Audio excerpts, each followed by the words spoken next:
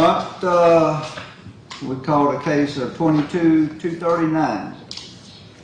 Margaret Bruno, is it Lucia?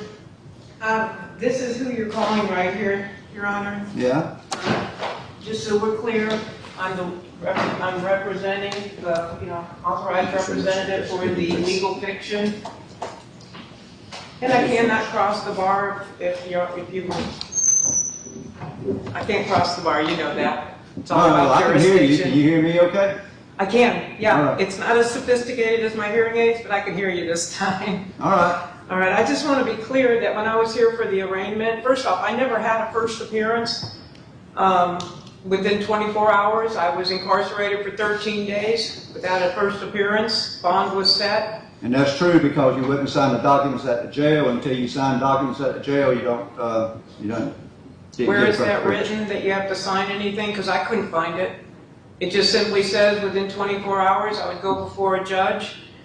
I had You felony weren't properly charges. booked, so that's the way that was. But I'm not going to argue with that point. But go Okay, ahead. well, I just want to get it on the record that I am here on a special appearance, and I'm just the authorized representative for this birth certificate. It has been federally authenticated, if you want to take a look at it. It has been certified by the state and federally authenticated. I am the owner of this SQQB. Do you understand what that means? Not a clue. Really? Okay. It means that I'm not in your jurisdiction. I stand on the land and soil. I'm under the public law. Okay. And I have a right to pass through service. All right. So I take it you're representing yourself today. No, I am presenting myself. Okay. So you're not going to enter a plea today or work out negotiations or anything? I'm not making any plea whatsoever. I have not consented to contract with this court in any way. Okay. I am an American state national. I'm not a sovereign citizen. That was a hate crime under which I was arrested, and the arresting officer has since quit his job with the Jasper Police Department. All right. Well, state we can. I have a file here that I have one prepared for both the prosecutor and for you, Judge, if you'd like to take a look and go along with me on what I'd like to bring before the court. My goal is that this case get dismissed with prejudice before I walk out today. Well, that's not going to happen, but we'll take a look at those files. Okay? They're the same, one for each of you. We'll take them under review for you. Okay. Give me one. Give Miss Tiffany one she can take back and look it over. All right, well, here's what we're going to do today.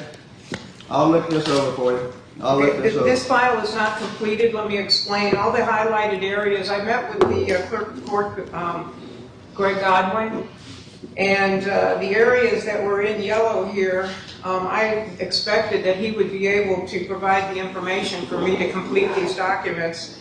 I am not able to mail them until I can get them completed. He suggested that I talk with, is it John Durham, or who is it, Durant? Am I getting that correct, Tabitha? That's Mr. Durrett, the state attorney. Durrett, okay. Mm-hmm. He suggested I should talk with him as far as getting this information completed. He said he wasn't able to complete the information. Otherwise, I can hire somebody to get this information for me.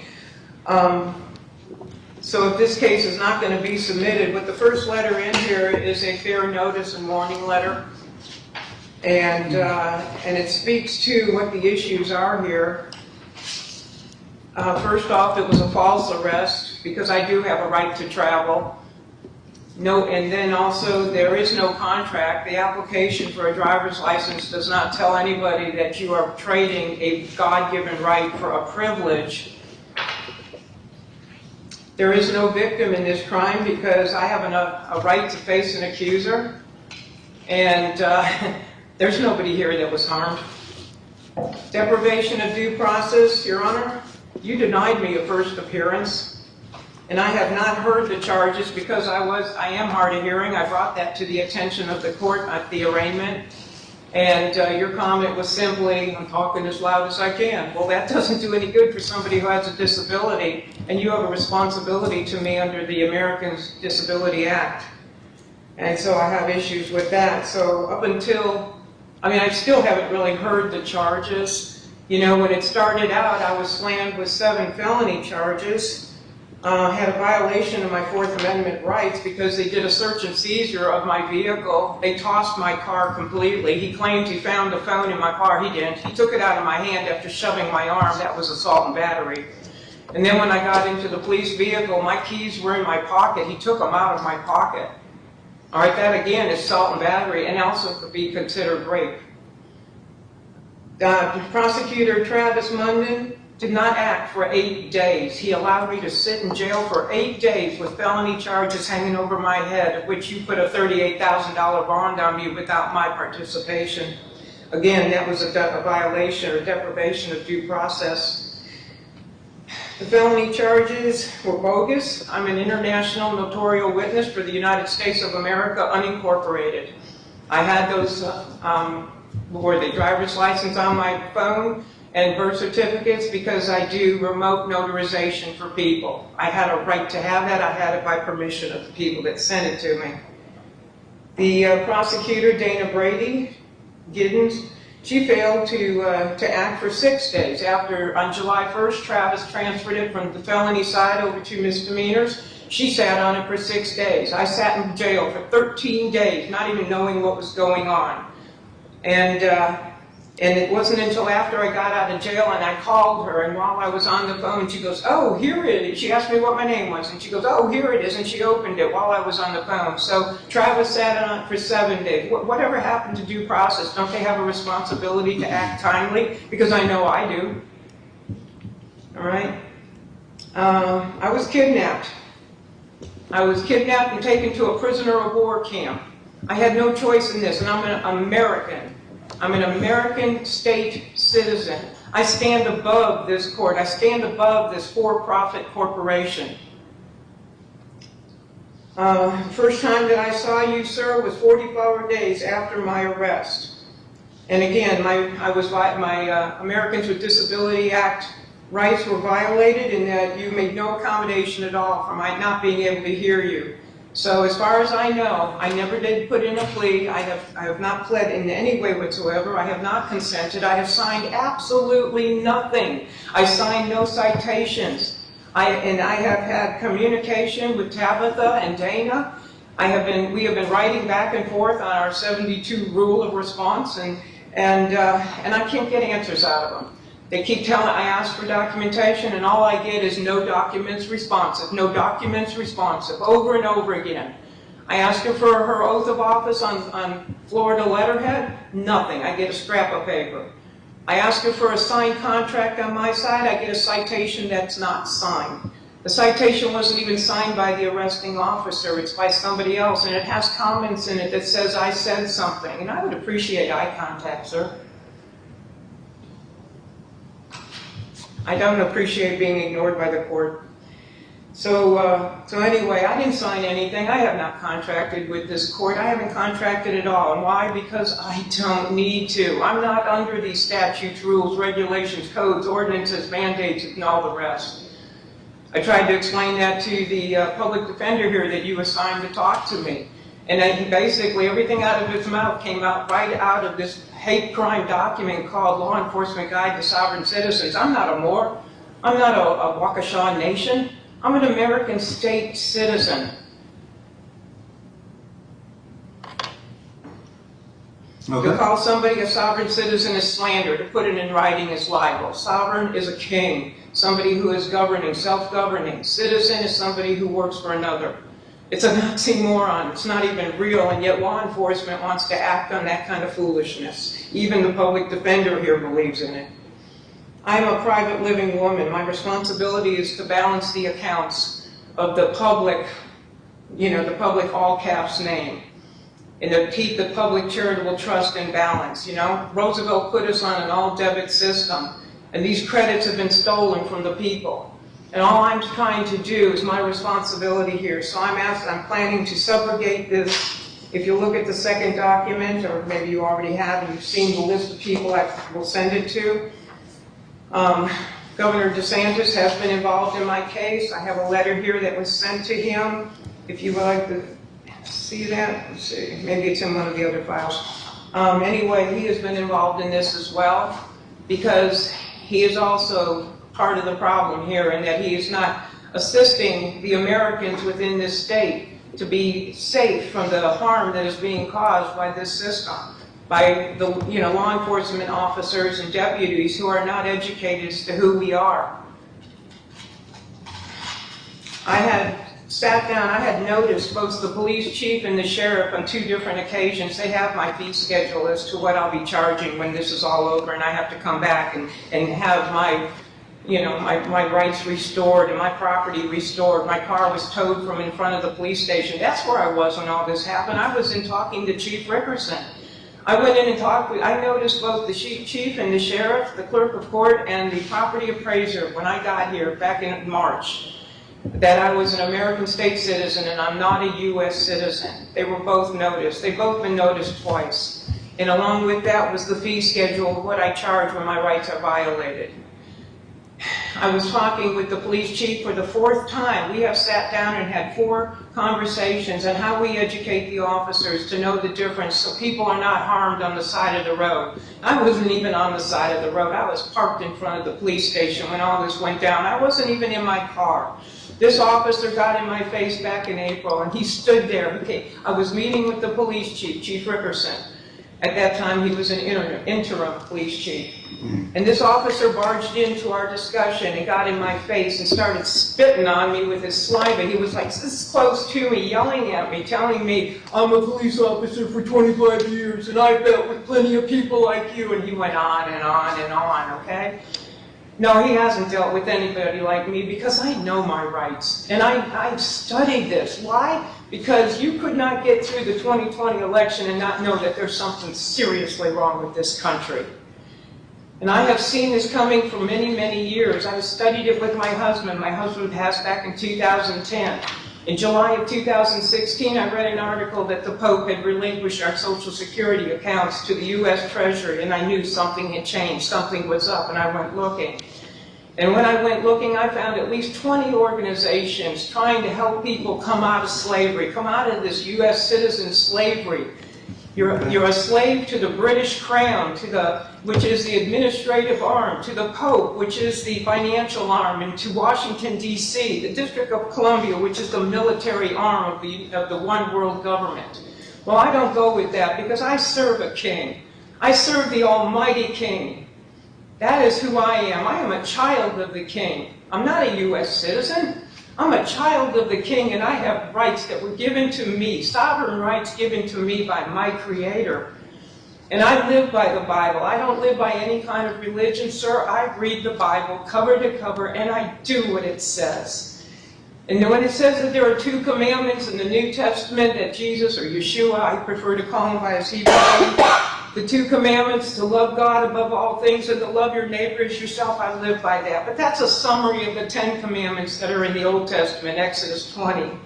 And the first 5 commandments are how you love your Creator. And the second 5 commandments is how you love your neighbor. And I live by that, sir.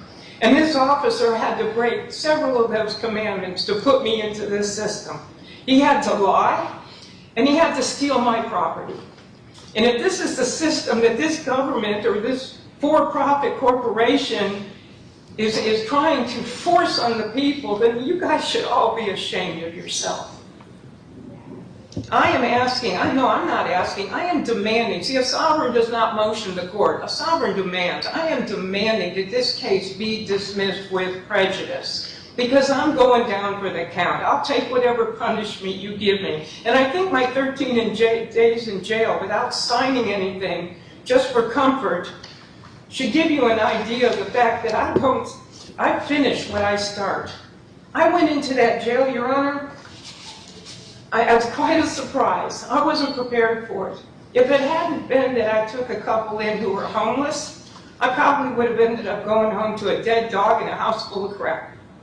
But that gentleman, the people that I took in who were homeless, called my girlfriend and said she didn't come home last night. Well, my girlfriend knew that I was on my way to the post office in Live Oak, and she knew I was going to stop by and talk to the sheriff. So first call she made was to the Suwannee County Jail. Second call was to the Hamilton County Jail, and she found me. I was sitting in jail. I've never been in trouble with the law before. Do you know what it's like for a 73-year-old woman to have to stand there and take her underwear off and stand in front of somebody else? That was so humiliating. You want to talk about rights? Let's just talk about basic humanity here. And I was given an orange jumpsuit. I don't look good in orange at all. I have to bring some humor so I can stop crying. I wore that jumpsuit in my underwear for 13 straight days because I wouldn't sign your paperwork, because I would not come in contact with this corporation, this for-profit corporation. You're not a government, let's be honest. Because I wouldn't come in contact with you, I suffered extremely. I was 3 days in a row, I asked for a sweatshirt. I was freezing. You got a swamp cooler in that jail. It's loud and it's cold. And every guard was wearing a jacket, and every inmate had a sweatshirt except for me. 3 days I asked for a sweatshirt. On the 4th day, when I asked, the guard said, "You don't sign out paperwork, you don't get nothing." Yeah, that's real sweet. There's a camera right above the toilet. Yeah, that's real sweet. You're sleeping on a steel bed. When I went and signed their paperwork, they gave me a mattress where the fabric was touching fabric. I have a 9-inch spread, thumb to little finger, and I can tell you that the padding of that mattress lay within a lump, 12 inches by 30 inches. The very first day in holding, I had a bruise on my tailbone from sitting on a steel bed. You know, I'm used to a mattress, and I have a memory foam topper on top of it. I like it sweet. I went without drinking water for 13 days. I drink on average almost a gallon a day. My dog and I consume a gallon a day. You get coffee in the morning, you get Kool-Aid for lunch and dinner, and you get absolutely no water. And the only water coming out of the faucet in the bathroom is hot water. Okay, this is inhumane. I was tortured for my faith. Why would I say that? Because according to Revelation 18:4, it says, "Come out of her, my people. I am one of his people." And that Revelation 18 is all about Babylon. And yes, I did the paperwork to come out of this Babylonian system. Matthew 6:24 says, "I can't serve two masters." Well, who gets the taxes? Who gets the first tithe? The government grabs it right out of your paycheck. You don't have a choice. Steals it right from God. We don't get to give God our first fruits. I don't know what your faith is, but that's my faith. I serve the mighty Creator.